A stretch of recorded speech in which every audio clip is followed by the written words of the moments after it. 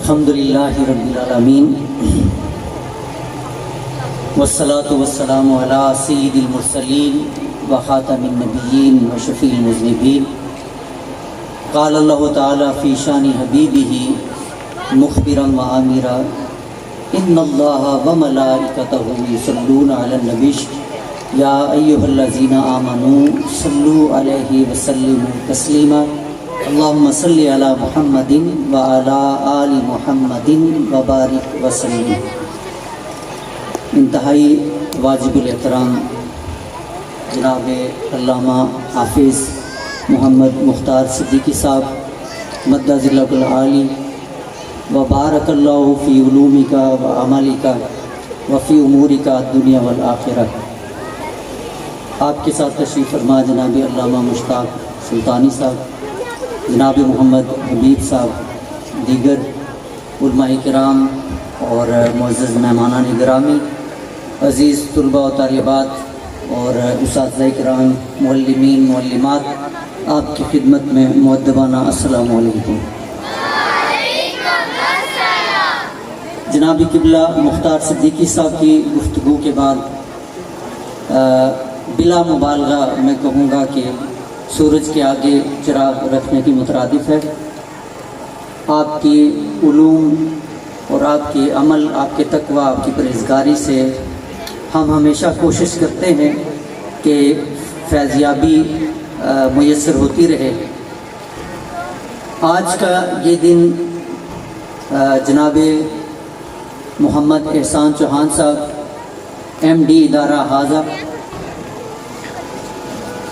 اور vice principal جناب محمد ذوالفقار صاحب، آپ نے دعوت دی اور اس پر رونق محفل میلاد صلی اللہ علیہ وسلم میں شرکت کا موقع فراہم کیا۔ اور سچی بات یہی ہے کہ مولانا رومی رحمۃ اللہ تعالیٰ علیہ نے فرمایا تھا کہ اس کا کسی نے انگلش میں ٹرانسلیشن کی کہ what you attempt to approach me, in fact my attempt is to you، کہ جو تم میری طرف آنے کی کوشش کرتے ہو یہ تمہاری کوشش نہیں ہے، یہ میری اپنی رحمت ہے جو لپک کر تیرا انتخاب کرتی ہے۔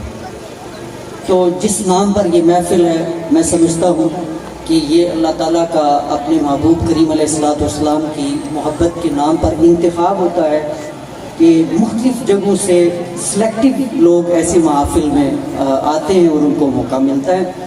تو میں تو یہ حاضری لگانے کے لیے یہاں پہ حاضر ہوا ہوں۔ احسان چوہان اور ذوالفقار صاحب یہ ہمارے بہترین سٹوڈنٹس رہے، جس طرح قبلہ مختار صدیقی صاحب بھی طلباء کے بارے میں ارشاد فرما رہے تھے کہ اسٹوڈنٹس کو استاذ کا احترام کرنا چاہیے۔ تو بچوں، دیگر احباب، ایک دو باتیں کر کے میں اجازت چاہوں گا کہ جتنی مرضی ہم تقاریر کر لیں، ہم بڑے جوش کے ساتھ باتیں کر لیں، لیکن ملتا نصیب سے ہے، ملتا نصیب سے ہے۔ اور اللہ تعالیٰ جن دلوں کے اندر نرمی، محبت، پیار، اخلاقیات ڈال دیں وہ دنیا کے بہترین خوش نصیب دل ہوتے ہیں۔ تو دلوں کا انتخاب اللہ تعالیٰ کی طرف سے ہوتا ہے۔ باقی ہم جتنا مرضی لکھوا لیں، پڑھوا لیں، ٹریننگ کروا لیں، برین کو تیار کرنے کے لیے جتنی مرضی احسان صاحب کوشش کر لیں، لیکن ملتا نصیب سے ہے۔ اور میں اکثر یہ کہتا ہوں کہ سب سے جو پہلی درسگاہ ہے وہ آپ کے والدین کی ہے۔ بچوں یہ بات سنیے گا تو پھر میں آپ کی جان چھوڑ دوں گا۔ جو شخص آپ اپنے معاشرے کا مشاہدہ کیا کریں، پڑوسیوں کا، رشتہ داروں کا، اپنا بھی کیا کریں، سب سے پہلے اپنا مشاہدہ ضروری ہے۔ 40 پلس میری ایج ہے تو میں نے اپنے گاؤں میں، اپنے خاندان میں، اڑوس پڑوس میں، رشتہ داروں میں، اس معاشرے میں بہت سارے ایسے لوگوں کو دیکھا ہے جنہوں نے اپنے والدین کا احترام کیا، ان کا ادب کیا، ان کے سامنے وہ پر بچھا کر بالکل ان کے سامنے ادب و احترام کے ساتھ کھڑے رہے, نافرمانی نہیں کی, تو ان کو اچھا پیر ملا. والدین کے احترام کی وجہ سے اچھا استاذ ملا, اور اچھے استاذ کی وجہ سے پھر اچھا پیر ملا. ورنہ ہماری سوسائٹی میں جس طرح چیزوں کی بہت ساری اقسام ہے, کوالٹی وائز یہ بہت کم ہے, یہ تھوڑی سی اچھی ہے, یہ اچھی ہے, یہ بہت اچھی ہے, اسی طرح ہماری سوسائٹی میں پیروں کی بھی قسمیں ہیں. تو بعض انہیں تو وہ پھر جس طرح والدین کی خدمت کی ہوتی ہے اس طرح کا ہی ان کو پیر ملتا ہے. تو استاذ پہلے والدین کی خدمت کی بنا پر اچھا استاذ, اچھے استاذ کی وجہ سے اچھا پیر, پھر اچھا پیر آپ کو اس ہستی سے ملا دیتا ہے جس کے لیے اللہ تعالیٰ نے جس مقصد کے لیے ہمیں تخلیق کیا ہے. تو آج کی یہ محفل اس دن کی مناسبت سے ہدایہ شریف کے شاید حاشیے میں ہم نے حدیث پڑھی تھی, میرے ذہن میں آ گئی کہ اس کا مفہوم یہ ہے کہ کوئی کام ایسا نہیں جو بدھ کو شروع ہو اور وہ مکمل نہ ہو.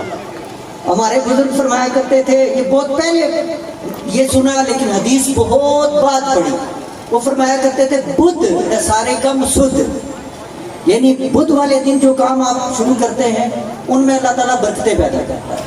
حدیث جا کے کئی سال بعد پڑھی کہ بدھ والے دن جو کام شروع کیا جاتا ہے اللہ تعالیٰ اس میں برکتیں ڈالتا ہے. ہدایہ شریف کے جو مصنف ہیں انہوں نے 13 سال میں یہ کتاب لکھی, 13 سال میں انہوں نے یہ کتاب فقہ کی مکمل کی تھی, اور انہوں نے شروع کب کی تھی؟ بدھ والے دن, اور 13 سال لگے لیکن کتاب اپنے مکمل, یعنی آج وہ تمام مدارس کے نصاب میں وہ کتاب شامل ہے.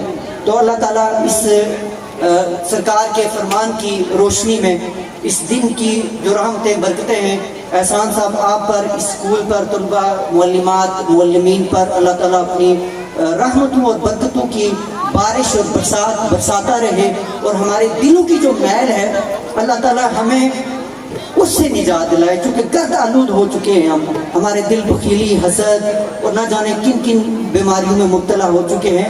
ہارٹ اٹیک کوئی بڑی بیماری نہیں ہے لیکن حسد بہت بڑی بیماری ہے, بخیلی بہت بڑی بیماری ہے, دوسرے کے ساتھ حسد رکھنا یہ اس سے بڑی بیماری کوئی نہیں ہے کہ جو چند نیکیاں کی ہوتی ہیں وہ بھی ضائع ہو جاتی ہیں. اللہ تعالیٰ اس ادارے کو دن دگنی رات چگنی ترقی عطا کرے.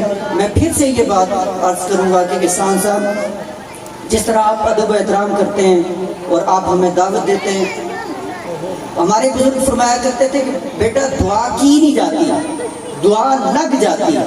آپ جتنے مرضی ہاتھ اٹھا کے بلند الفاظ سے دعا کریں, لیکن دعا لگنے کا مطلب ہے کہ جب آپ کسی کا دل خوش کرتے ہیں تو اس کے زبان سے الفاظ نکلیں یا نہ نکلیں, اس کے دل سے نکلی ہوئی جو دعا ہے وہ 7 آسمان عبور کر کے اللہ تعالیٰ کے عرش تک جا پہنچتی ہے. تو یوں نصیب سمجھ جاتے ہیں. اللہ تعالیٰ ہمیں عمل کی بھی توفیق عطا فرمائے اور بامی اتفاق اتحاد نصیب فرمائے. آپ کی سماع فراشی کا ایک دفعہ پھر معذرت, اور آپ کا بہت بہت شکریہ.